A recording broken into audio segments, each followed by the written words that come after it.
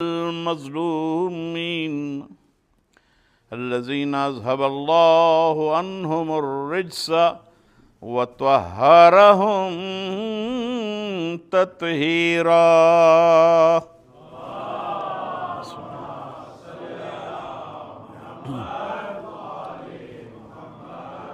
واللعنة الدائمة على أعدائهم أجمعين.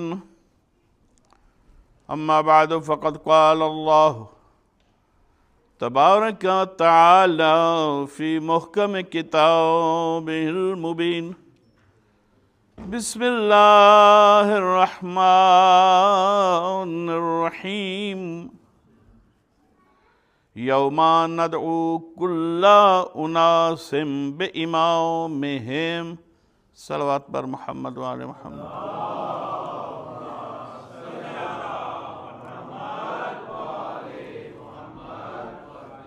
پرسا داران سید الشہداء علیہ الصلوۃ والسلام، اس مکمل اشرا کی تمام گفتگو سورہ بنی اسرائیل کی آیت نمبر 71 کے اس جز کے سایہ میں آپ کے سامنے پیش کر رہا ہوں۔ عنوان کو دوبارہ بیان کر رہا ہوں کہ دین اور امام اور دین کا تعلق، یہ مطمع بیان ہے، اور کئی معروضات پیش ہو چکے۔ اللہ نے ارشاد فرمایا کہ قیامت کے دن، حساب کے دن، ہر شخص کو اس کے امام کے پیچھے بلایا جائے گا۔ اب پھر میں نے کل عرض کیا اور پرسوں کی مجالس میں کہ قرآن حکیم میں دو طرح کے اماموں کا اللہ نے ذکر کیا ہے۔ ایک ائمہ ہدایت ہیں، ائمۃ یہدون من امرنا، جو اللہ کے امر سے ہدایت کرتے ہیں، اور دوسرے ائمۃ یدعون الی النار، اللہ نے فرمایا ایسے بھی امام بنائے گئے کہ جو لوگوں کو نار کی طرف بلاتے ہیں۔ تو اب صاف اس آیت کو سمجھنا آسان ہو گیا کہ جو ائمہ ہدایت ہیں وہ اپنے چاہنے والوں کو لے کر جنت میں پہنچائیں گے، اور جو ائمہ نار ہیں وہ خود بھی جہنم میں جائیں گے، ان کا نام ہی ائمہ نار ہے۔ تو ان کے ماننے والے، ان کے چاہنے والے، وہ بھی ان کے ساتھ داخل جہنم ہوں گے۔ اب یہ بحث آگے مختلف گوشے رکھتی ہے، اس کو مزید اگلی 2-3 تقریروں میں آپ کے سامنے کھولوں گا، لیکن چونکہ ہم 12 ائمہ کو ماننے والے ہیں اور پیغمبر کے عین فرمان کے مطابق 12 ہی اوصیاء ہوں گے پیغمبر کے، اور میں نے عرض کیا تھا کہ نہ ثقیفہ کے پاس کوئی 12واں بندہ ہے، یعنی نہ اس چینل سے اس وقت کوئی ایسی ہستی ہے کہ جو آج کے عہد میں اور قیامت تک موجود ہو، نہ اہل تصوف کے یہاں کوئی ایسا شخص موجود ہے کہ اس کی نشاندہی ہو سکے کہ وہ سلسلہ ہمیں قیامت تک پہنچا دے گا۔ لے دے کہ صرف غدیر والوں کے پاس ہر زمانے میں امام ہے اور قیامت تک وجود امام زمان قائم ہے۔ یہ ایک عقلی جائزہ ہے، اگر کوئی بھی عقلی طور پہ قریب آ جائے اور اس انداز سے بھی جائزہ لے تو اسے حق کا راستہ مل جائے گا کہ اگر پیغمبر نے فرمایا ہے کہ وہ آخری آنے والا اس دنیا کو عدل و انصاف سے اسی طرح بھر دے گا، آخری زمانے میں وہ ظاہر ہوگا جس طرح وہ پہلے ظلم و جور سے بھری ہوئی ہوگی، تو کوئی بھی فرقہ انکار تو نہیں کر سکتا۔ پھر علامہ ابن ابی الحدید نے شارح نہج البلاغہ نے یہ بھی لکھا کہ ہم یہ بھی مانتے ہیں کہ آنے والا اولاد سیدہ فاطمہ سلام اللہ علیہ سے ہوگا۔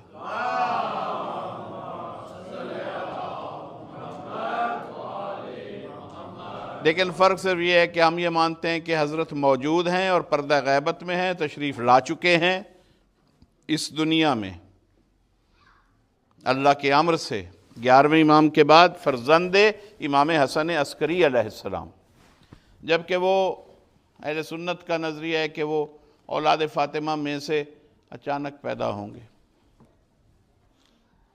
تو یہ تو وہ خلاصہ ہے جس سے دو اپوزٹ نظریات سمجھ میں آتے ہیں کہ وہ کہاں پہ اختلاف رکھتے ہیں اور کہاں پہ اتفاق رکھتے ہیں۔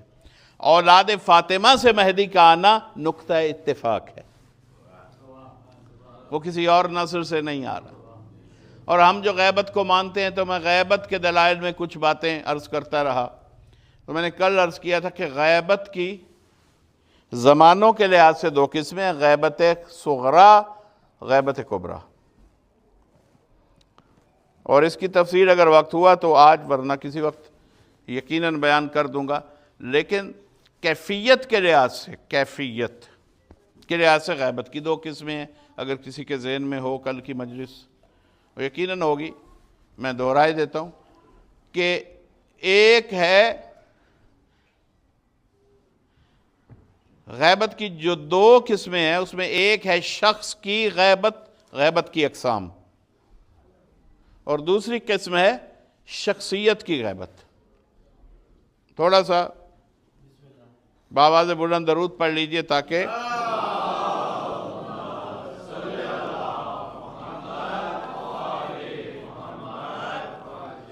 تو ہم فلسفہ غیبت کو اس طرح سے ہی سمجھ سکتے ہیں کہ بانداز کیفیت، برنگ کیفیت دو قسمیں ہیں، شخص غیب ہوگا یا شخصیت، اور حضرت حجت کے یہاں دونوں کیفیتیں ممکن ہیں۔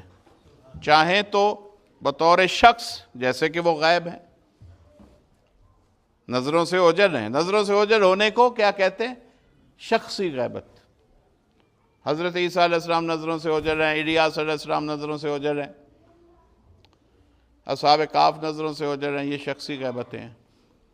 شخصیت کی غیبت کے شخصیت کی غیبت یہ ہوتی ہے کہ شخص موجود ہوتا ہے مگر یہ معلوم نہیں ہو پاتا کہ یہ وہی شخصیت ہے، یعنی یہاں شخصیت کی غیبت، جیسے میں نے کل جو مثال دی اسی کو دہرائے دیتا ہوں کہ جیسے حضرت موسیٰ علیہ السلام فرعون کے دربار میں، فرعون کے قصر میں، اسی کی جھولی میں پل رہے تھے، مگر فرعون کو یہ پتہ نہ چل سکا کہ یہی بچہ موسیٰ بننے والا ہے، یہی موسیٰ ہیں۔ تو یہ شخصیت کی غیبت تھی، شخص موجود ہے سامنے مگر آپ نہیں۔ ہمارے صاحب الزمان جو ہمارے ائمہ تحرین ہیں،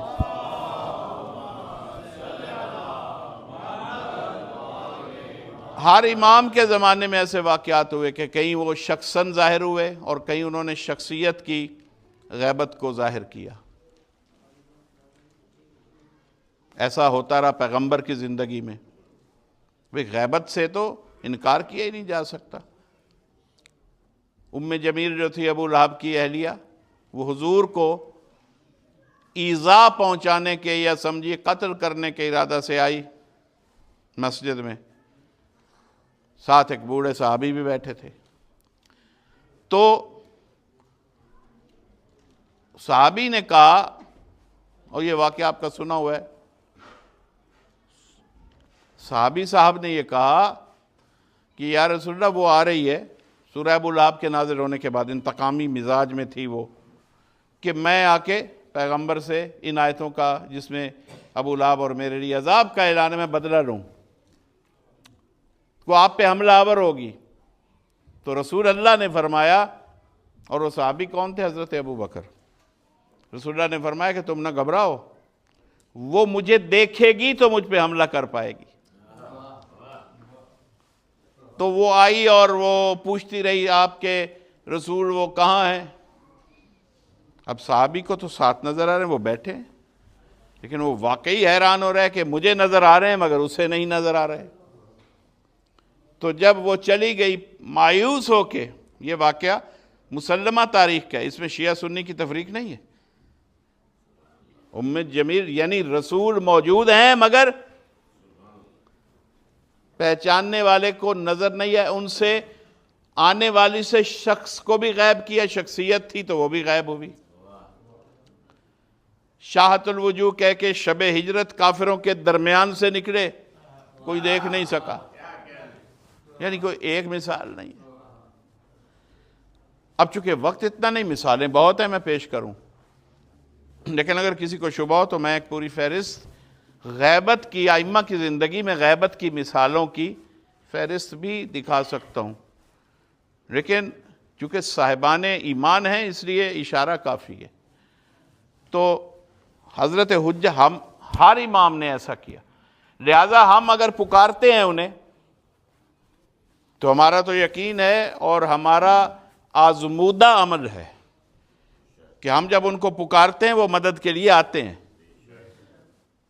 یہ صرف عقیدہ نہیں ہے، کتنے امور ایسے ہیں زندگی میں ہر شخص کے ہوں گے جو صاحب اعتقاد ہے، اس کی زندگی میں ضرور ایسا ہوگا کہ اس کی کوئی مشکل ہے اور وہ ایسے آسان ہوئی کہ بظاہر فیکٹرز اس کی مدد کے لیے میسر بھی نہ تھے، ریسورسز نہ تھے، مگر اس کی مشکل غیب سے آسان ہوئی. کوئی آیا مشکل آسان ہو گئی، کسی مشکل میں اچانک کوئی آیا اس نے مدد کر دی، یا بسا اوقات آنے والا بھی نظر نہیں آیا مشکل حل ہو گئی. بھائی امام کو ہم عریضہ لکھتے ہیں نا نیمہ شعبان میں، تو مرزا اطہر صاحب قبلہ آل اللہ مقامو، علامہ مرزا اطہر صاحب بہت بڑی ہستی گزرے.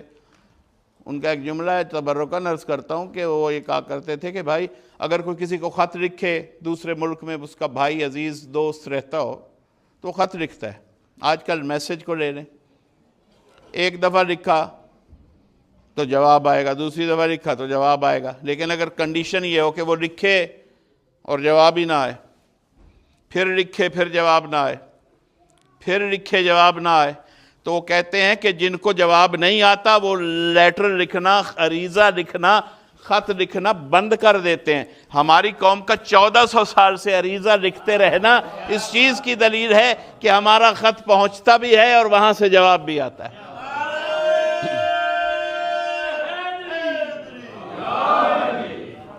آپ کسی آدمی کو 5-6 بار خط لکھیں اور وہ جواب نہ دے تو آپ خط لکھنا بند کر دیں گے.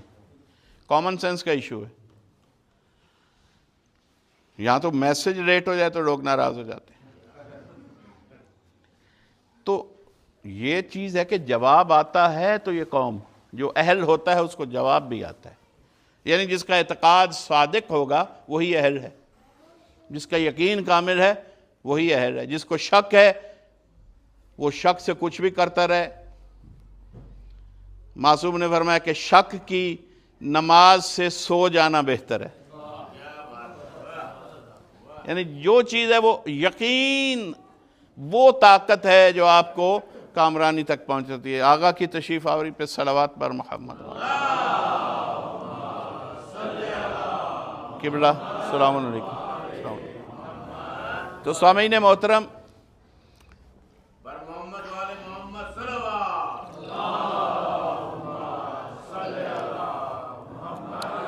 ایسے واقعات سے کتابیں بھری پڑی ہیں کہ جس میں مشکل کشائی کے واقعات، مومنین نے پکارا اور مشکل کشا کیسے ہوئی، مستند واقعات لکھے ہوئے ہیں ہر امام کے حوالے سے.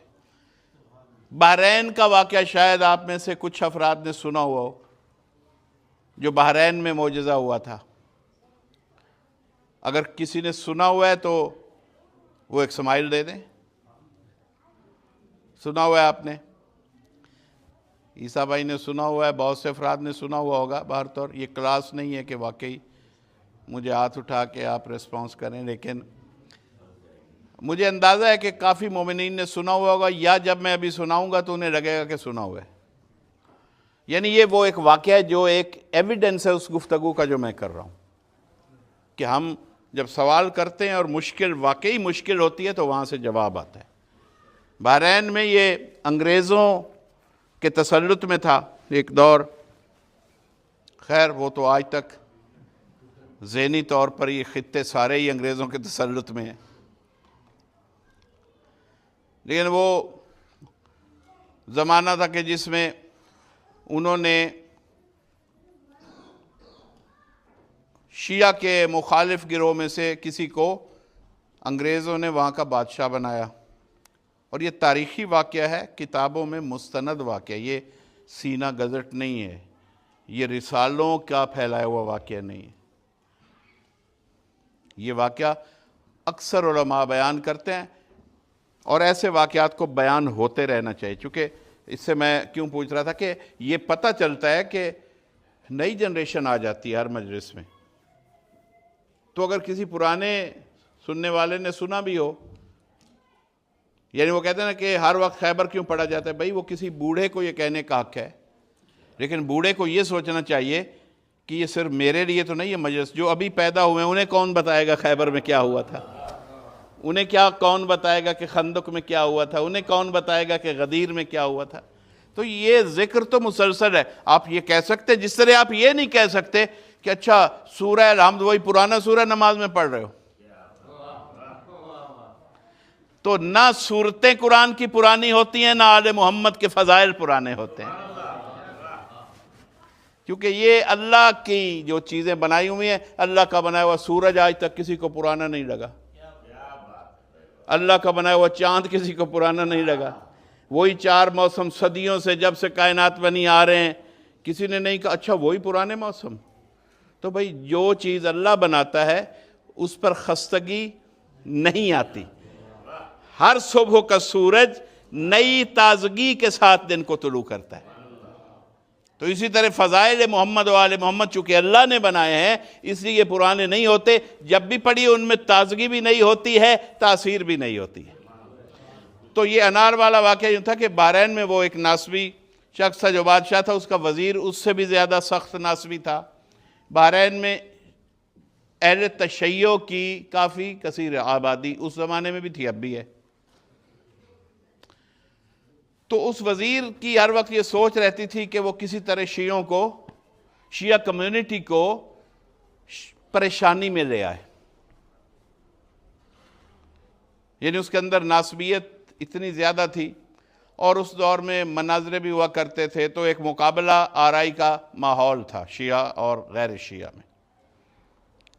تو اس نے کیا کیا کہ ایک دن اس نے اچانک دربار میں کچھ شیعہ بیٹھے تھے، اور دربار کا جو بادشاہ تھا اس کے سامنے اس نے بیگ سے، تھیلے سے، آج کل بیگ ہے، اس وقت تھیلا ہوتا تھا، اس نے اپنے تھیلے سے وہ ایک انار نکالا، پلا ہوا انار، اور دکھایا کہ اس پر کچھ لکھا ہوا ہے۔ جب پڑھا گیا تو انار پر کیا لکھا تھا؟ لا الہ الا اللہ محمد رسول اللہ، اور نیچے 2 یا 3 ایسے افراد اصحاب کے نام تھے کہ اب میں دہرانا نہیں چاہتا۔ اور ظاہر ہے وہ مقابلہ میں جن کو زیادہ پیش کرتے انہی 3 شیخین اور اس طرح کے 2 یا 3 نام، اور اس نے دکھا کر یہ کہا کہ یہ انار پہ اللہ کی طرف سے یہ نام چھپے ہوئے ہیں۔ بھئی واقعہ آپ سوچئے، اگر آپ کے گھر امرود پہ یا انار پہ یا کسی اور خربوزے پہ اس طرح اوپر نام لکھے ہوئے آئیں گے تو آپ یقیناً اسے ایک غیبی اشارہ سمجھیں گے۔ اور انہوں نے کہا کہ یہ جو شیعہ بیٹھے ہیں یہ بتائیں، اور تمام کمیونٹی کے ساتھ ہمارا سوال ہے، بادشاہ بھی ساتھ ہو گیا، کہ اگر یہ شخصیات جن کو آپ نہیں مانتے، اگر یہ برحق شخصیات نہیں ہیں، تو فطرت الہیہ نے ان کے نام ایک انار پہ کیوں نمایاں کر دی؟ تو انار پہ لکھے ہوئے نام سب کو نظر، بار بار لوگوں نے دیکھا واقعی انار کے اوپر ابھرے ہوئے نام، کلمہ بھی لکھا ہوا ہے اور نیچے یہ نام لکھے ہوئے ہیں۔ انہوں نے کہا کہ تمام شیعوں کو، بڑے بڑے علماء کو بلاؤ۔ بلائے گئے، کافی تعداد میں علماء بھی تھے، کہ یا تو انہوں نے کہا کہ آپ کے سامنے ہم یہ مسئلہ رکھ رہے ہیں کہ اب یہ دیکھیں حجت ہمارے پاس آ گئی، دلیل آ گئی کہ یہ ہستیاں جن کے آپ خلاف ہیں ان کا تو بڑا مقام ہے۔ تو اب ایک ہی اللہ، یا تو اپنا مذہب چھوڑ کے ہمارا مذہب قبول کرو اگر بحرین میں رہنا ہے، یا جزیہ دو جو کافروں پہ لگتا ہے، یعنی ہم آپ کو کافر ڈکلیئر کرتے ہیں اور آپ وہ ٹیکس دیں اسپیشل جو اسلامی مملکت میں کافروں پہ لگایا جاتا۔ دوسری شرط، اور تیسری کہ اگر آپ دونوں شرطیں نہیں مانتے تو پھر آپ کے مرد قتل کر دیے جائیں گے، عورتوں پہ قبضہ کر لیا جائے گا۔ اب یہ عجیب کیفیت، یعنی اتنا بازار گرم کر دیا گیا مصیبت و مشکل کا، یہ دور گزرا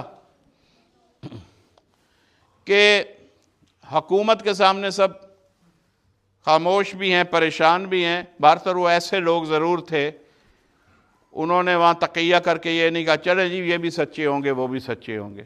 آج کل ایسے بھی ہیں نا کہ اتحاد بین المسلمین کے لیے تھوڑا بہت مان لو۔ انہوں نے کہا کہ نہیں دیکھیں ہم مذہب تو نہیں چھوڑنے والے، لیکن آپ کی جو باقی دو شرطیں ان کو بعد میں دیکھیں گے، ہمیں آپ 3 دن کا وقت دیں۔ قبلہ بیٹھے ہیں، جانتے ہیں اس واقعہ کو، تو 3 دن کا وقت بادشاہ نے دے دیا کہ 3 دن کے بعد فیصلہ ہو جائے گا، ہم 3 دن ہمیں دے دیں، ہم اس پہ ورک آؤٹ کرتے ہیں کہ کیا ہے یہ۔ خیر 3 دن لے کر وہ گئے، علماء کی آپس میں، تمام علماء کی، شیعہ علماء کی میٹنگ تھی۔ انہوں نے کہا کہ ہم آپس میں 10 افراد کو نومینیٹ کرتے ہیں جو بہترین متقی لوگ تھے، کہ یہ ہم تمام علماء میں سے یہ سب سے متقی صالح افراد ہیں، ہم ان کو سلیکٹ کرتے ہیں، اور پھر ان 10 کو یہ کہیں گے کہ وہ اپنے متقی 10 متقین اپنے اندر سے 3 آدمی نومینیٹ کریں کہ جو امام عصر سے استغاثہ کریں، کیونکہ اس کا حل ہمارے پاس نہیں ہے، غیب کا معاملہ ہے کہ انار پہ یہ نام کیسے آ گئے۔ بھئی انار تو ہمیشہ سے غدیر ہی رہی ہے، ثقیفے کا انار کہاں سے آ گیا؟ جی تو جنت کا پھل ہے نا، تو جنت میں تو غدیر کی چیز ہی ملے گی۔ تو وہ خیر واقعہ اس طرح، صلوات پڑھیے۔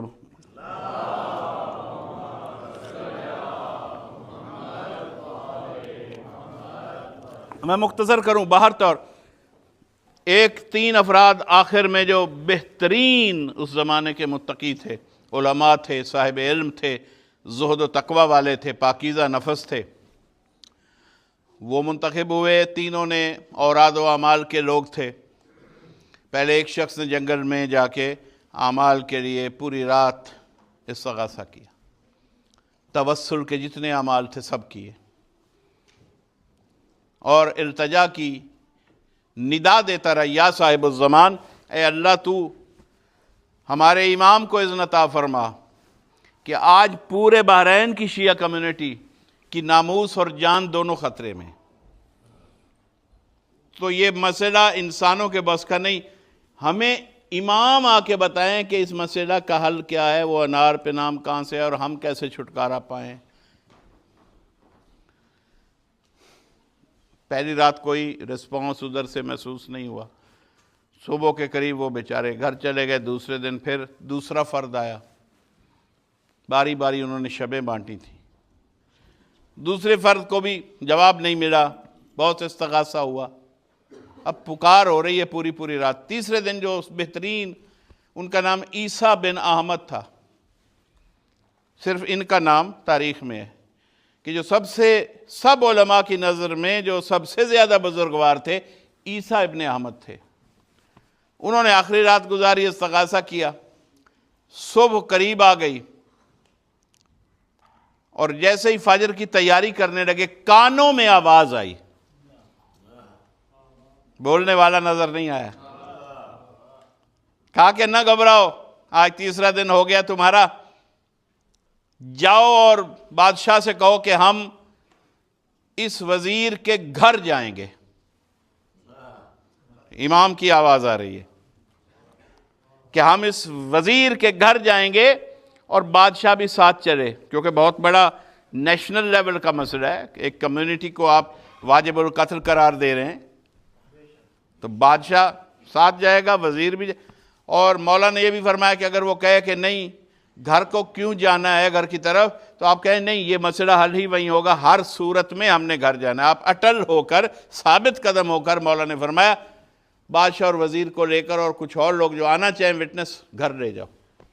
فرمایا جب تم گھر میں داخل ہوگے، رائٹ سائڈ پہ ایک زینہ ہے، امام فرما رہے ہیں، اس زینے پہ سیڑھیوں پہ چڑھ جاؤ، چھت پہ جاؤ تو وہاں اینٹوں کے درمیان ایک چھوٹا سا جنگلہ بنا ہوا ہے، اس جنگلے کو بھوسے سے بھرا ہوا اس نے۔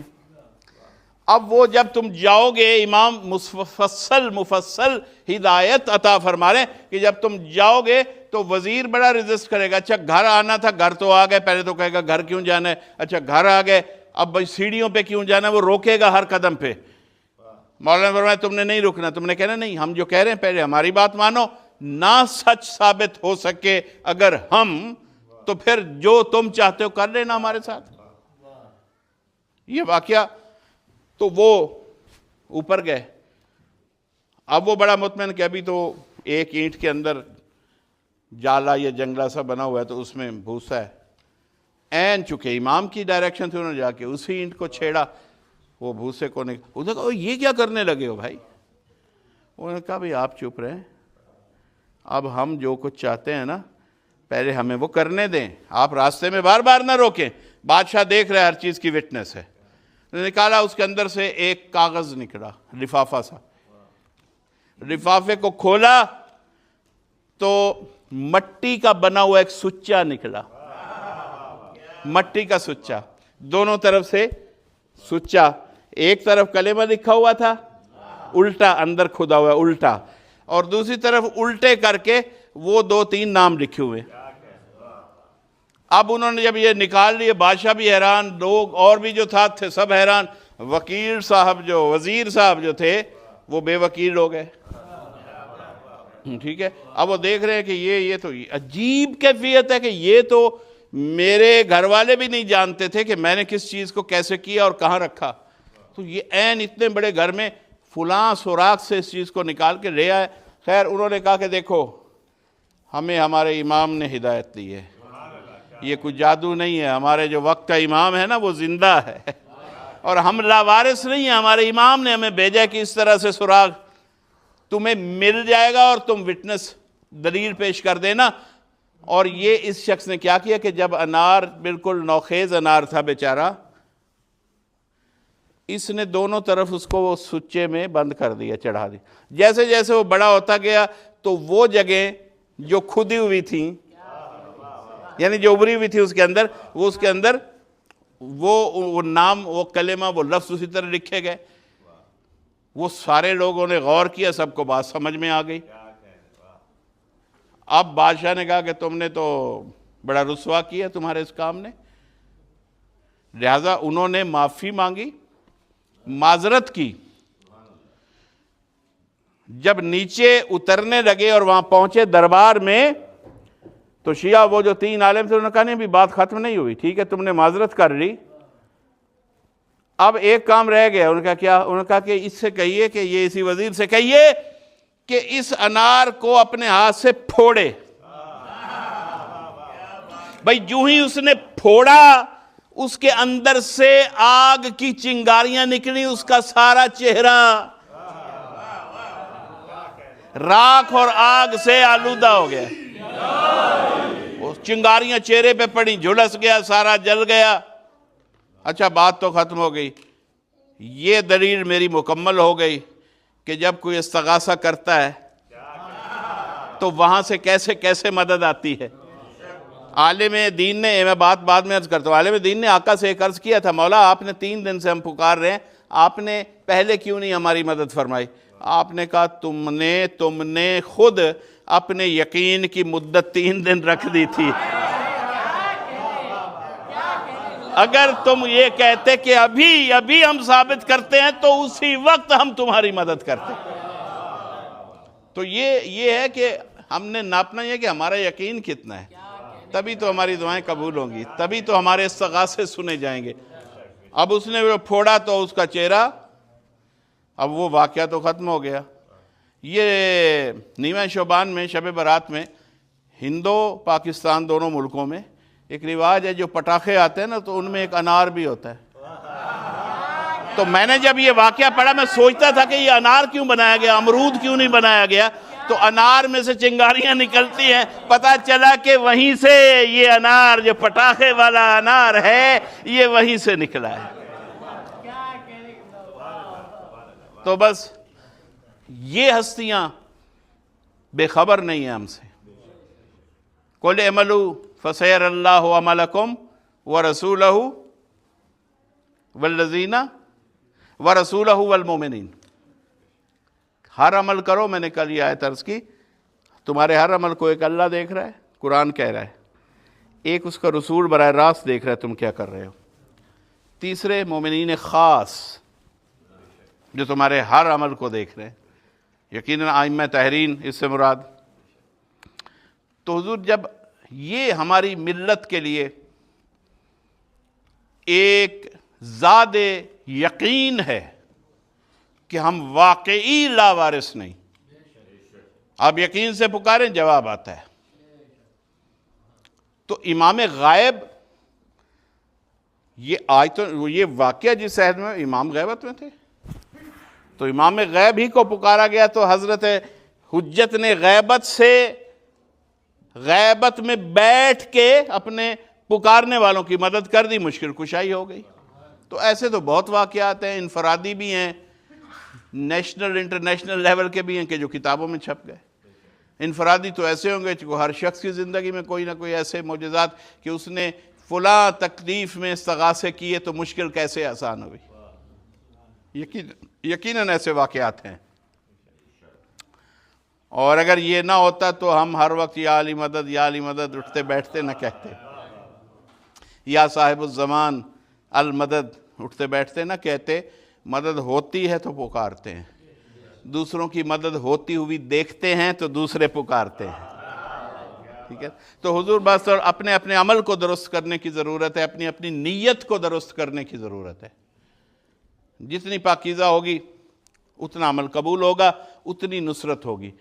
اور محبان آل محمد، یہ سلسلہ کہ غیبت میں ہے تو وہ ہستیاں جو دوسری اللہ نے غیب کی کیوں کی، مثلا حضرت الیاس، حضرت ادریس، کیا ان پر ابھی کوئی کتاب نازل ہونی باقی ہے کہ جس کے لیے اللہ نے انہیں غیب کر دیا؟ موجود ہیں مگر غیب ہیں۔ میں نے اس کے دو چیزیں، شخص بھی غیب ہو سکتا ہے، شخصیت بھی۔ تو وہ بطور شخص غیب ہیں، حضرت عیسیٰ بطور شخص غائب ہیں، حضرت حجت بطور شخصیت کئی مقامات پہ ہوتے ہیں، جیسے میں نے کل عرض کیا حج کے مقام پہ ہوتے ہیں، مومنین کے جنازوں میں ہوتے ہیں، مقامات زیارت پہ ہوتے ہیں، لیکن چونکہ شخصیت کا تعارف نہیں ہو پاتا، بعد میں کچھ لوگوں کو احساس ہوتا ہے کہ شاید یہ ہستی جن کی دوران طواف بیت الحرام میں زیارت ہوئی یہ صاحب الزمان نہ ہو۔ کسی سوال کا جواب مل جاتا ہے، کوئی عجیب ایسی حیران کن چیز ہوتی ہے کہ جو ان کے نظروں سے اوجل ہونے کے بعد اندازہ کرواتی ہے کہ یہ ہستی ممکن ہے صاحب الزمان ہو۔ کیونکہ کیوں نہیں سامنے کھڑے ہو کے بیٹھ کے مفصل تعارف کیوں نہیں ہوتا؟ اس لیے کہ جب تک امر الہی نہیں ہوتا اعلانیہ اختتام غیبت نہیں ہوگا، ظہور نہیں ہوگا اس وقت۔ تو کیوں رکھا ہوا ہے؟ اصحاب کہف کو کیوں رکھا ہوا ہے؟ اصحاب کہف کو کیوں رکھا ہوا ہے؟ کام ہی نہیں لیا، حتیٰ کہ رسول اللہ آخری رسول آ گئے دنیا میں، پھر بھی انہیں نہیں جگایا۔ اب کس کے لیے رکھا ہوا ہے؟ کوئی آدمی ہے جو مجھے سوچ کے بتائے؟ قرآن کا واقعہ ہے، جا کے سورہ کہف پڑھیں۔ مولا حسین نے نیزے کی نوک پہ کیوں سورہ کہف پڑھی کہ اے ہمارے چاہنے والوں، ہماری ولایت کو سمجھنا ہو تو سورہ کہف میں دیکھ لینا، جس کو بات سمجھنا ہے وہاں سے غور کرے سورہ کہف میں۔ خصوصاً یہ واقعہ، وہ کیوں سوئے ہوئے ہیں؟ کس کی ولایت کے انتظار میں سوئے ہوئے ہیں؟ تو ایک تو دو ریزنز ہیں. ایک تو یہ کہ اللہ جب کوئی کام بعد کے زمانے میں اللہ نے ظاہر کرنا ہوتا ہے، میں کلیہ عرض کر رہا ہوں، تو اس کی مثالیں پہلے کر دیتا ہے. جیسے مریم کو، حضرت مریم علیہ السلام کو حجرے میں بیت المقدس میں کھانا آسمانوں سے دیا، آتا رہا. موجود ہے نا قرآن میں، یہ میرا کہا ہوا نہیں، قرآن کی بات. باقاعدہ ٹریز میں آتا تھا کھانا آسمان سے، برتن پھر غائب ہوتے تھے، پھر نیا کھانا آتا تھا. تو وہاں مسلمانوں کو کوئی پریشانی نہیں. ہاں بالکل، وہاں بھی ہو سکتا ہے. من و سلوہ لوگوں پہ آتا تھا، پوری قوم پہ، گناہگاروں پہ آتا تھا. وہاں ان گناہگاروں کو کوئی پریشانی نہیں. ہاں جی، ان جیسے گناہگاروں پر اللہ کھانا بھیجتا رہا. وہ کہتے ہیں آسمان سے کیسے آ سکتا ہے؟ تو اللہ نے کہا پوری قوم کو آتا تھا. مخصوص بندوں کو بھی آتا تھا، پوری قوم کو بھی بھیجتا رہا ہوں. لیکن اگر بتا دے کہ پنجتن کے گھر، سیدہ کے گھر، فاطمہ کے گھر آسمان سے کھانے کا خوان اترا، تو وہیں ان کو دل کا دورہ پڑ جاتا ہے کہ یہ کیسے ہو سکتا ہے. اللہ نے جو کام بار بار کر کے قرآن میں لکھ دیا، ابھی تمہیں سمجھ نہیں آئے؟ کیا اس کے بعد اللہ کمزور ہو گیا کہ پہلے تو ایسا کر سکتا تھا، اب کیسے کر دیا؟ تو جو اللہ کی طاقت ہے، اگر اس نے ماضی میں کیا، وہ آج بھی کرے گا، کل بھی کرے گا، اگر وہ چاہے، اس کی مشیت ہے. تو اسی طرح یہ جو چیز ہے کہ اللہ نے اصحاب کہف کو کیوں رکھا ہوا ہے؟ انہیں غذا بھی مل رہی ہے، کروٹیں بھی دلوائی جا رہی ہیں، اور جو انبیاء پردے میں ہیں، غیب میں، ان کو بھی غذا مل رہی ہے، رزق مل رہا ہے. تو اللہ نے اتنا انتظام کیوں کیا؟ غیب کیوں کیا؟ ایسے نبیوں کو غیب کیا کہ جن کا رول ہی زمین پر ختم ہو چکا تھا. نہ عیسیٰ علیہ السلام نے آ کے کوئی کام کرنا ہے ابھی، نہ کوئی نئی امت بنانی ہے، نہ جناب ادریس علیہ السلام اور جناب خضر علیہ السلام پردے میں طول زندگی ہے. کیوں ہے؟ ایک تو اس لیے اللہ نے کیا کہ جب میں اپنی آخری حجت کو، اپنے حبیب کے آخری بیٹے کو، خاتم الاوصیاء کو غیبت دوں گا، اس وقت آیتیں نہیں نازل ہو رہی ہوں گی، کتابوں کا آنا بند ہو چکا ہوگا.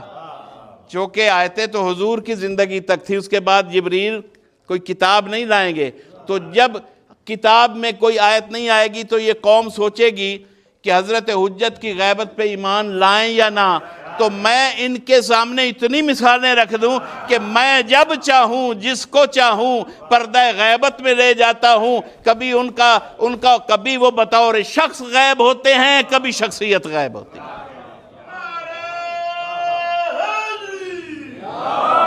یہ اللہ نے حضرت حجت کے لیے دلیلیں قائم کرنے کے لیے ہستیوں کو، یہ ایک ریزن.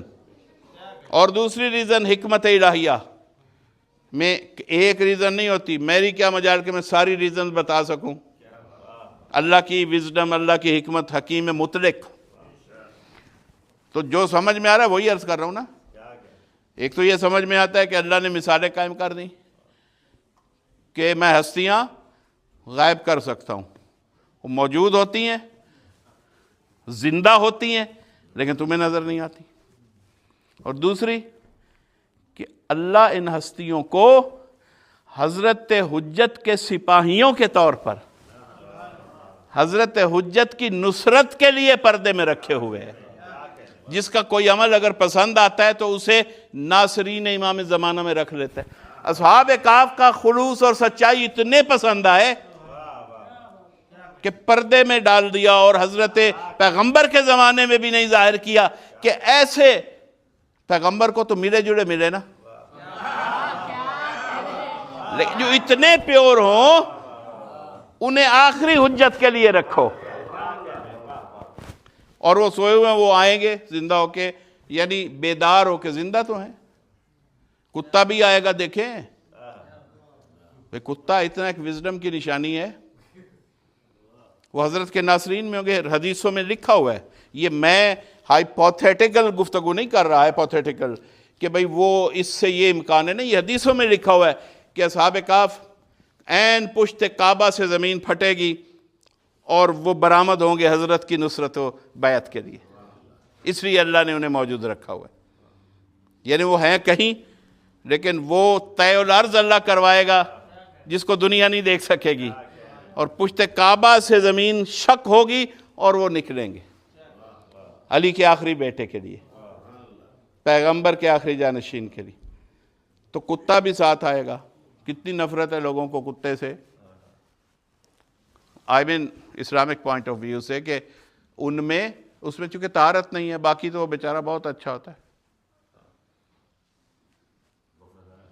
تو اس کی وفاداری دیکھیں، اگر مومن کا 7 مومنین کا یا 6 مومنین کا کتا ہے تو اللہ اس کی خاطر قانون بدل رہا ہے۔ اصحاب کہف نہ رسول نہ امام، عام سے ولی لوگ تھے اللہ کے مخلصین، اگر ان کا کتا قطمیر جس کا نام تھا اس کا ذکر قرآن میں بھی رکھ دیا اور اس کے لیے فطرت بدل دی کہ کوئی کتا کوئی نجس چیز جنت میں نہیں جا سکتی، یہ جائے گا، تو بھائی اگر اصحاب کہف کا کتا جنت میں جا سکتا ہے تو آل محمد کے دروازے کا کتا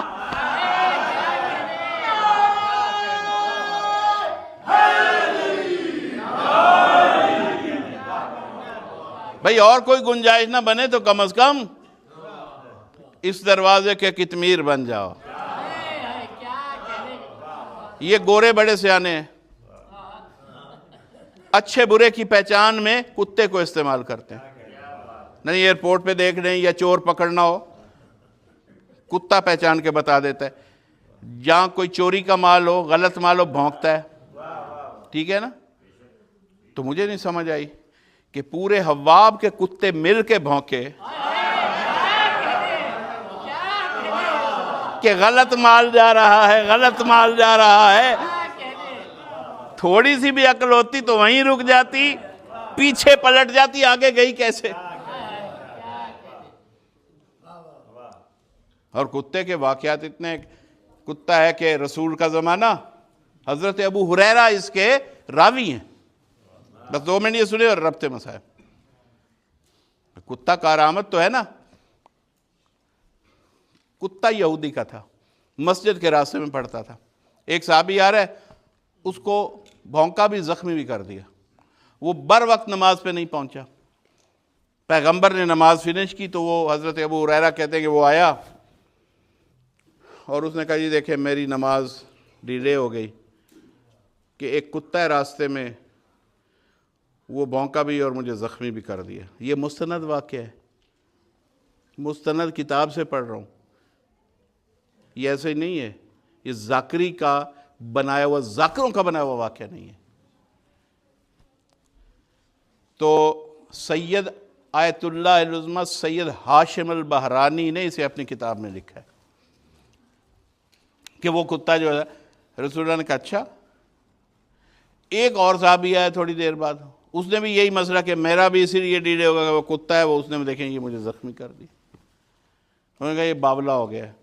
رسول نے کہا اچھا بھی بڑی پریشانی کی بات ہے، ایک باولا کتا راستے میں نمازیوں کی نماز رہ جاتی ہے۔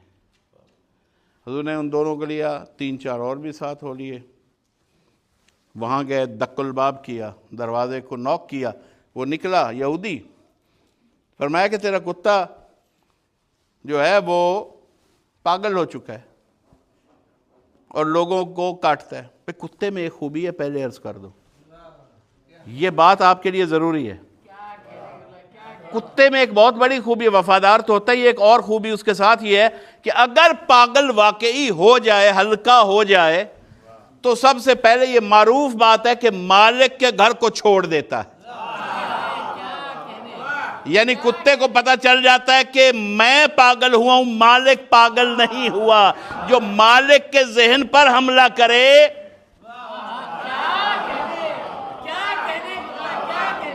جو مالک کی عقل پر حملہ کرے، وہ کتے سے بھی بدتر ہوتا ہے۔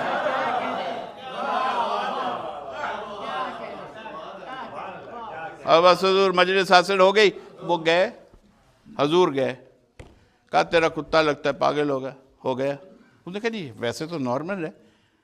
حضور نے کہا یہ 2 ایویڈنس ہیں، دونوں زخمی ہیں۔ ہاں جی، تو اس نے کہا اچھا حضور میں لے آتا ہوں، دیکھ لیں آپ کتے کو۔ آپ نے فرمایا منگواؤ کتے کو۔ کتا آیا، رسول اللہ نے اسے اذن دیا۔ یہ واقعہ میں نہیں لکھ رہا، ابو ہریرہ لکھ رہے ہیں۔ اسے تو مان لینا چاہیے نا۔ تو وہ کہتے ہیں کہ جب وہ آیا کتا، حضور نے اسے ناطق کر دیا اپنے اذن سے کہ عربی میں بات کر۔ سارے سنیں، عرب کھڑے ہیں، انہیں اور کوئی زبان نہیں آتی۔ عربی میں بات کر، بتا، انسان کی زبان میں بتا کہ تو نے کیوں کاٹا اور تو پاگل ہے۔ تو اس نے کہا جی میں یا رسول اللہ، عربی میں اس نے سن لیا کہ میرے لیے حکم آیا کہ اس کو مار دو، یہ پاگل۔ اس نے کہا یا رسول اللہ میں پاگل نہیں ہوں، آپ اللہ کے رسول ہیں، میں آپ کی رسالت پر ایمان رکھتا ہوں۔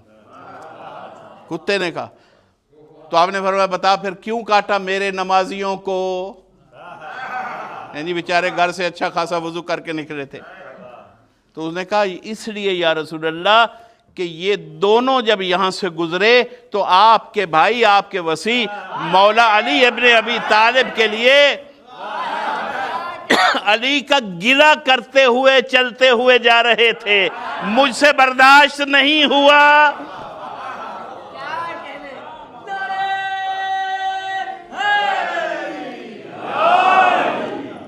اور میں نے ان سے سنا کہ بار بار علی کی دشمنی، علی کا گلہ کر رہے ہیں، میں نے حملہ کر دیا۔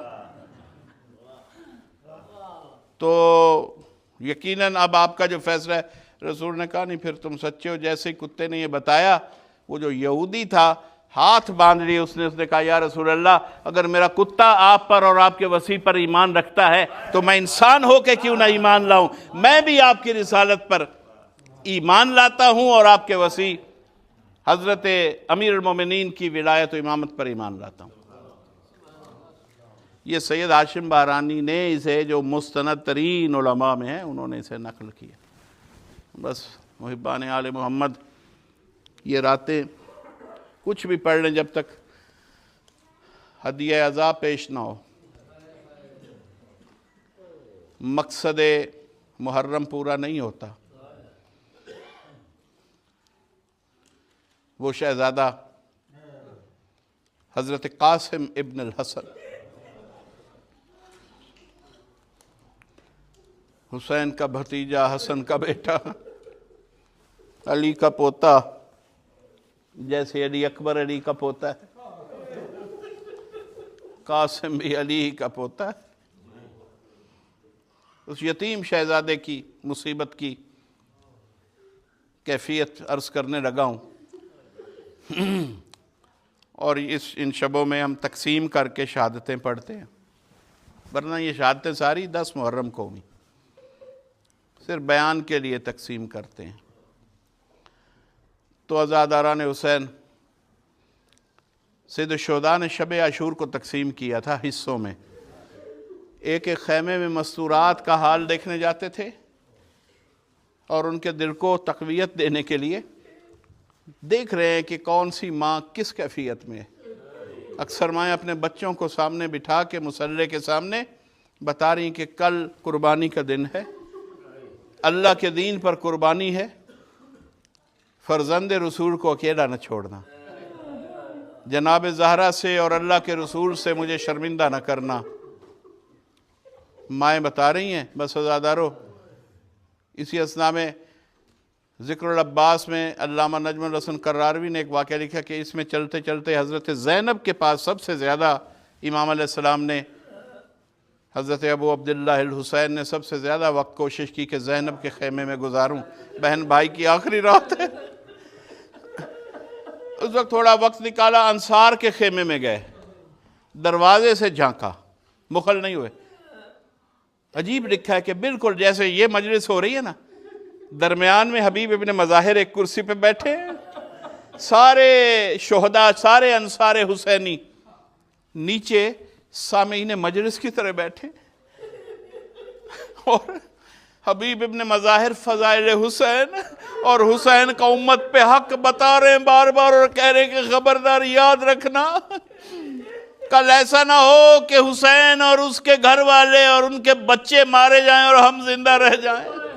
ایک ایک ناصر، ایک ایک صحابی کہہ رہے ہیں کہ حبیب ابن مظاہر آپ بہت قریب ہیں مولا حسین کے، ہمیں اذن نصرت دلوا دیجئے گا، دیکھیے گا ہم اپنی جانیں کیسے نثار کرتے۔ مولا نے الحمدللہ پڑھا، دعا دی، نکلے، آگے گئے خیمہ میں۔ 3 ہستیاں ہیں، سرکار ابوالفضل عباس ہیں، دوسرے حضرت علی اکبر ہیں، تیسرا شہزادہ قاسم ابن الحسن۔ حسین نے کان لگائے، دیکھا، آہٹ نہیں کی تاکہ جو گفتگو ہو رہی ہے میں بھی سنوں، کیا موضوع ہے؟ مولا عباس جنگ لڑنے کے آداب کی ہدایات دے رہے ہیں۔ اور اس دوران حضرت علی اکبر نے ایک دم کہا کہ چچا انشاءاللہ ہم کل اپنے بابا کے اور وقت کے امام کے ناصر ہوں گے، میں چاہتا ہوں کہ سب سے پہلے میں قربانی دوں۔ مولا عباس نے علی اکبر کے ہونٹوں پہ ہاتھ رکھا، کہا بیٹا بڑوں کے ہوتے ہوئے تم حسین کی آنکھوں کا نور ہو، میرے مولا کی آنکھوں کا نور تم ہو، اس لیے میں نہیں چاہتا کہ تمہاری شہادت پہلے ہو اور حسین کی آنکھوں کا نور چلا جائے۔ میں جاؤں گا تم سے پہلے، میں قربانی دوں گا اپنے آقا پہ۔ جناب مولا علی اکبر کہتے ہیں کہ چچا جان آپ نے کہا کہ میں حسین کی آنکھوں کا نور ہوں، تو آپ حسین کے زور بازو ہیں، کمر کی قوت ہے، زور کمر ہیں، اگر آپ پہلے مارے گئے تو بابا کی کمر ٹوٹ جائے گی۔ اب یہ دونوں ہستیاں یہ بات کر رہی ہیں، یہ شہزادہ 13 برس کا قاسم، کیا عمر ہوتی ہے، 13 برس کا قاسم کھڑا ہوا، کہا کہ چچا جان اگر اجازت دیں، بھیا علی اکبر دیکھیں آپ کے جانے سے حسین کی آنکھوں کا نور چلا جائے گا، چچا عباس کے جانے سے چچا حسین کی کمر ٹوٹ جائے گی، میں وہ ہوں، میرا نام ہے قاسم، ارے میں ہوں یتیم، میرا بابا میرے سر پہ نہیں ہے، آپ فیصلہ کر دیں، پہلے میں جا کے قربان ہو جاؤں گا، نہ آنکھوں کا نور گل ہوگا نہ کمر ٹوٹے گی۔ حسین رک نہیں سکے، اندر چلے آئے، اچانک داخل ہوئے، قاسم کو سینے سے لگا کے کہا اے قاسم، حسین کے ہوتے ہوئے خود کو یتیم نہ سمجھنا۔ دن آیا، بار بار شہزادہ آتا ہے، اذن، ایک سوال اور پوچھا، مولا کیا کل کے شہیدوں میں میرا نام ہے؟ آپ نے فرمایا ہاں علی اکبر کا نام ہے، عباس کا نام ہے، برادران نے سرکار عباس کے بھائیوں کے نام لیے اور شہداء کے نام لیے اور محمد کے نام لیے، قاسم کا نام منہ سے نکالتے ہوئے حسین کو حیا آ رہی ہے۔ قاسم بار بار کہتے ہیں چچا مجھے میرے بارے میں بتائیے، فرمایا کہ تم موت کو کیا سمجھتے ہو، کیسے محسوس کرتے ہو؟ قاسم کھڑا ہو کے کہتا ہے چچا جان شہد سے میٹھا سمجھتا ہوں، شہد سے میٹھا موت کو سمجھتا ہوں۔ کہا اچھا اتنے، تو پھر سن لے بیٹا، کل تم تو کیا میرا 6 مہینے کا علی اصغر بھی مقتل میں شہید ہو جائے گا۔ اس وقت قاسم کہتے ہیں کھڑے ہو گئے، اور جو عبا کے بٹن تھے اس طرح جرت اور جذبے سے اور غیرت سے قاسم نے 13 برس کے بچے نے انگڑائی لی کہ عبا کے دامن ٹوٹ کے گر گئے۔ کہا چچا جان یہ کیسے ہو سکتا ہے، کیا اشقیاء خیموں میں داخل ہو جائیں گے؟ حسین کہتے نہیں، قاسم نہ گھبرا، میں علی اصغر کو سوال آپ کے لیے رہ جاؤں گا اور علی اصغر وہاں قتل ہو جائیں گے۔ اب قاسم کو ایک پریشانی کی خبر مل گئی کہ علی اصغر بھی مارے جائیں گے، لیکن ایک خوشی کی خبر یہ کہ میرا نام شہیدوں میں ہے۔ سارا دن سوال کرتے رہے چچا مجھے اجازت دیں، کہا نہیں تو میرے حسن کی نشانی ہے، ابھی میں تجھے اجازت نہیں دے سکتا۔ چچا اجازت نہیں دیتے، اماں کے پاس جاتے تو کہتی ہیں، حضرت ام فروہ کہتی ہیں بیٹا تجھے اتنے دن پالا ہے، اسی کربلا کے دن کے لیے میں غیر خاندان سے ہوں، مجھے سیدہ زہرا کے سامنے شرمندہ نہ کرو، کیوں نہیں جا رہے قتل ہونے، قربانی پیش کرو۔ کہا میں کیا کروں چچا، مجھے اجازت نہیں دیتے۔ کہا تمہیں یاد ہے تمہارے بازو پہ ایک تعویذ تھا جو آپ کے بابا نے بوقت شہادت، تم 4 سال کے تھے، حسن نے ایک تعویذ باندھ کے یہ کہا تھا کہ اگر کبھی بہت بڑی کوئی مصیبت اور مشکل آئے تو بیٹا، اور مجھے بھی کہا تھا کہ قاسم کے بازو کے تعویذ کو کھول لینا، اس میں مشکل کا حل لکھا ہوا ہوگا۔ بی بی کہتی ہے کہ اس موڑ پہ اس دن سے زیادہ مشکل کون سی ہے؟ قاسم ادھر آؤ، میں وہ تعویذ کھولتی ہوں جو بابا نے باندھا تھا۔ ماں نے تعویذ کھولا، تعویذ میں کیا لکھا ہوا ہے کہ اے میرے بھائی حسین، میں نہیں ہوں گا جب تم کربلا میں ہوگے، میں اپنا یہ شہزادہ تیرا ناصر قرار دے کے، قربانی قرار دے کے اس دنیا سے جا رہا ہوں، اگر یہ کبھی نصرت کے لیے، قربانی کے لیے اذن مانگنے آئے تو اس کو اور اس کی ماں کو اکیلا نہ چھوڑنا، ان کی حاجت پوری کر دینا۔ ارے مومنو عزادارو، یہ ایک تعویذ تھا، مائیں بچوں کے تعویذ باندھتی ہے تاکہ بچوں کی زندگی بچ جائے۔ جتنے دنیا میں تعویذ ہیں وہ بچوں کو، اولادوں کو بچانے کے لیے ہوتے ہیں۔ ارے یہ واحد ماں ہے کربلا کی جو اس تعویذ کو استعمال کر رہی ہے کہ کسی طرح میرا بچہ حسین پہ قربان ہو جائے۔ آکے دکھایا گیا، مولا نے تعویذ پڑھا، چوما، اِنَّ لِلَّهِ وَإِنَّ إِلَيْهِ راجعون، اجازت دی، شہزادے کو اندر گئے، جناب زینب عالیہ سے کہا کہ تبرکات کا صندوق کھولیے۔ بی بی نے صندوق کھولا، حسن کا امامہ نکالا، حسن کی عبا نکالی، شہزادے کے سر پہ رکھا، حسن کی عبا پہنائی، بیویوں سے کہا آ جاؤ دیکھ لو، آخری زیارت حسن کی کر لو۔ واہ حسنا واہ حسنا واہ محمدہ کی آوازیں خیموں میں بلند ہوئی، گریا، رخصت ہوا شہزادہ۔ جب گھوڑے پہ بٹھانے لگے نا، کوئی زرہ، قاسم کا جسم اتنا معصوم تھا، یہ 13 برس کا شہزادہ، کوئی زرہ سامان میں ایسی نہیں تھی جو 13 برس کے اس نازک اور نفیس شہزادے کو پوری آ جائے۔ شہزادے کو زرہ پوری نہیں آئی، بس ایک عربی کرتا ہے جو پتلا سا کرتا ہے، شہزادے کے جسم پہ وہی کرتا ہے۔ حسین نے اِنَّ لِلَّهِ وَإِنَّ إِلَيْهِ راجعون پڑھا اور اس قمیص کو، اس کے گریبان کو چاک کر دیا۔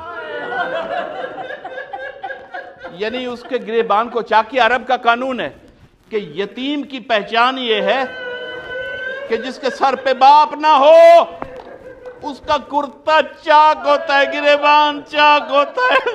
بی بی زینب نے پوچھوا بھیجا، بھیا ابھی تو آپ کہہ رہے تھے کہ قاسم میرے ہوتے ہوئے خود کو یتیم نہ سمجھنا، یہ آج یتیموں والی صورت بنا کے میدان میں کیوں بھیج رہے ہو؟ کہا وہ اس لیے میری بہن کہ یہ میرے حسن کی نشانی ہے، میں اس کا لاشا برداشت نہیں کر سکتا، میں نے یہ گریبان چاک کیا ہے تاکہ اگر کوئی غیور لوگ وہاں ہوئے لشکر اشقیاء میں، وہ یتیم کو دیکھ کے اس کے قتل سے باز آ جائیں گے۔ شہزادے نے بھرپور حملے کیے، اشقیاء کو قتل کیا، بڑے بڑے پہلوان آئے، قتل ہوئے۔ میں چھوڑ رہا ہوں مختصر۔ اللہ آپ کو اس گریہ کا بہترین اجر عنایت فرمائے۔ مخدومہ کونین راضی ہوں۔ بس عزادارو، قاسم گئے، ازرق نامی پہلوان اور اس کے سارے بیٹے 13 برس کے شہزادے نے اپنی شجاعت سے فنار کیے۔ سینکڑوں جب یہ اشقیاء فنار ہو چکے، اس وقت قاسم کو اس تمام فوج اشقیاء نے چاروں طرف سے گھیرا۔ پہلے فردن مقابلے کے لیے لوگ آئے، اب اجتماعی حملہ کیا، 13 برس کا چاند قاسم کا عزادارو جب شہزادہ جنگ لڑ رہا تھا اور اس کی شجاعت کو دیکھ کر یہ قوم تھرا گئی، چاروں طرف سے گھیرا، ادھر سے تیر، ادھر سے نیزہ، ادھر سے تلوار، کسی نے گرز مارا قاسم کے سر پہ، قاسم اپنی ذوالجناح پہ نہ ٹھہر سکے۔ علامہ اظہر حسن زیدی پڑھتے تھے جملہ، اللہ ان کو ثواب دے اس کا، وہ کہتے تھے یہ 13 برس کا شہزادہ تھا، یتیم تھا، سر پہ باپ نہیں تھا، عادت بن گئی تھی، ہر مشکل میں ماں کو پکارتا تھا، ہر مشکل میں ماں کو آواز دیتا تھا۔ وہ کہتے ہر گرنے والے نے مولا کو آواز دی، لیکن جب قاسم گرنے لگے آواز دی، اماں میں ذوالجناح سے گر گیا۔ حسین تڑپ کے نکلے، یہ واحد شہید ہے کربلا کا۔ حسین نے کتنے لاشیں اٹھائے، حسین کھلی تلوار لے کر نہیں گئے، لیکن یہ حسن کا بیٹا تھا۔ علامہ رشید ترابی فرماتے تھے کہ جب حسین تلوار لے کے دوڑے نا قاسم کی طرف تو منہ پہ ایک عجیب نعرہ تھا، بھیا حسین او میں آ رہا ہوں، اے بھیا حسین میں آ رہا ہوں۔ حسین تلوار چلاتے جاتے، کئی اشقیاء کو حسین نے فنار کیا، لشکر میں بھگدڑ مچی، جب تک وہاں پہنچے لاشہ قاسم کا لاشا ٹکڑوں میں تقسیم نظر آیا۔ حسین نے اپنی ابا کو اتارا، ریگے کربلا پہ بچھایا، اتنی دیر میں سرکار عباس پہنچے، کچھ ٹکڑے وہ اٹھاتے ہیں، کچھ ٹکڑے حسین اٹھاتے ہیں۔ اب آپ گٹھڑی بنائی، گٹھڑی بنا کے جب چل پڑے، جب چلے ہیں نا، ماں خیمے کے دروازے سے دیکھ رہی ہے، جناب زینب کا شانہ ہلا کے کہتی ہے میرا بیٹا چاہے معصوم تھا لیکن 13 برس کا جوان تھا، ارے کیا یہ قاسم ہے؟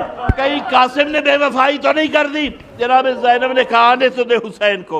حسین آئے، خیمہ کے دروازے پہ جناب قاسم کی ماں کی حالت دیکھی، کہا میں تمہیں گواہ بنانے کے لیے اور تمہیں دلیل دینے کے لیے ایک آخری عمل کرنے لگا ہوں، تمہیں شک ہے کہ قاسم نہیں ہے، یہی سارا قاسم ہے جو اس وقت میری گٹھڑی میں ہے۔ مدینے کا رخ کیا حسین نے، آواز دی اے بھیا حسن مجتبیٰ، آپ جانتے ہیں یہ آپ کا قاسم ہے جو گٹھڑی میں لے کر آ گیا۔